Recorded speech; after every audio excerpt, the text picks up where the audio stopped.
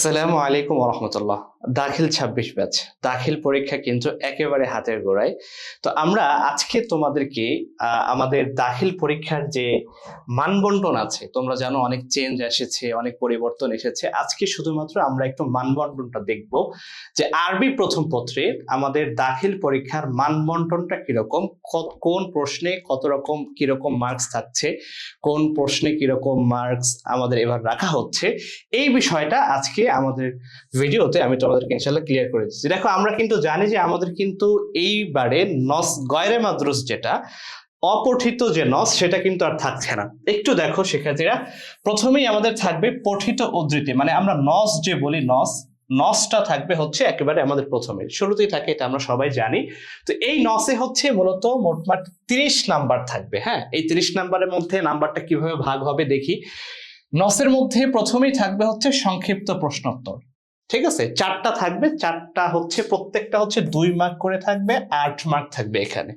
আচ্ছা, এরপরে দ্বিতীয় নাম্বারে থাকবে নস সংশ্লিষ্ট প্রশ্নোত্তর। আমরা আরবিতে বলে থাকি আল আসইলা আল মুতাআল্লাকা বিন নস, নস সংশ্লিষ্ট প্রশ্নোত্তর থাকবে। তো এখানে দেখো, এখানে শিক্ষার্থীরা অনেক রকমের প্রশ্ন থাকবে। হ্যাঁ, এখানে হয়তো দেখো শব্দ সাজিয়ে বাক্য তৈরি, এলোমেলো শব্দ থাকবে, একটা নস থেকে এলোমেলো শব্দ দেওয়া থাকবে, সেই বাক্য তৈরি করতে হবে।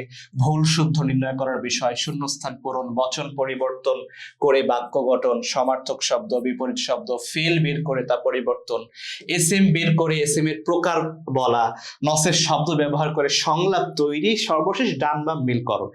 এই সবগুলো থেকে 4টা থাকবে, প্রত্যেকটাই হচ্ছে, মানে এখানে সব থাকবে না, যে কোনো 4টা থাকবে। সেই 4টায় 4 মার্ক থাকবে, মার্ক থাকবে হচ্ছে 4 4 16। আচ্ছা, এই হচ্ছে। আর 3 নম্বরে নস থেকে হচ্ছে তাহকিক থাকবে, 3টা তাহকিক থাকবে, প্রত্যেকটা হচ্ছে 2 করে থাকবে 6 মার্ক। তো এই মোটমাট এখানে 16 আর 6 22, 22 আর 8 হচ্ছে 30, নসের মধ্যে 30 মার্ক। আচ্ছা, নসের পরে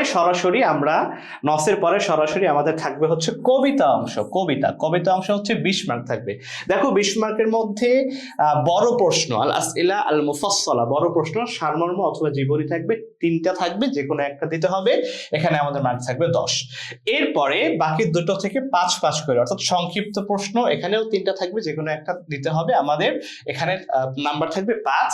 আর হচ্ছে কবিতার লাইন দেওয়া থাকবে, 3টা লাইন থাকবে, সেখান থেকে যে কোনো একটা ব্যাখ্যা আমাদের লিখতে হবে।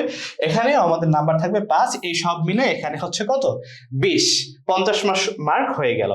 এরপরে হচ্ছে ইখতিবারুল কালিমাত, শব্দ ভান্ডার পরীক্ষা। এখানে হচ্ছে আমাদের 20 মার্ক থাকবে।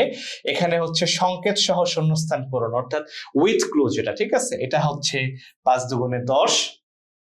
আর সংকেত বিহীন শূন্যস্থান পূরণ উইদাউট ক্লু, এটাও হচ্ছে 5 দুগুণে 10, অর্থাৎ এখানে হচ্ছে 20 মার্ক।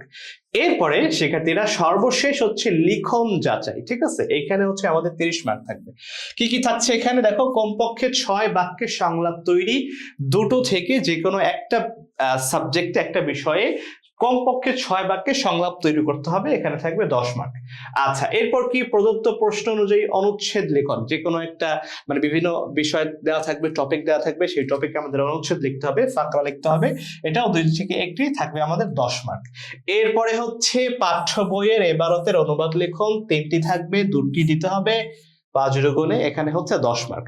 অর্থাৎ পাঠ্য বইয়ের যে নস আছে বা যে পঠিত যে বিষয়গুলো আছে, সেখান থেকে হুবহু এবারত তুলে দেওয়া থাকবে, আমরা সেখানে হচ্ছে আমাদের এবারত অনুবাদ লিখতে হবে।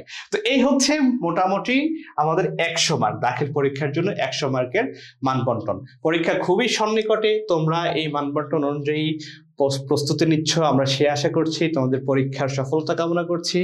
আজ এ পর্যন্তই, ভালো থাকো, সুস্থ থাকো। আসসালামু আলাইকুম ওয়া রাহমাতুল্লাহি ওয়া বারাকাতুহু।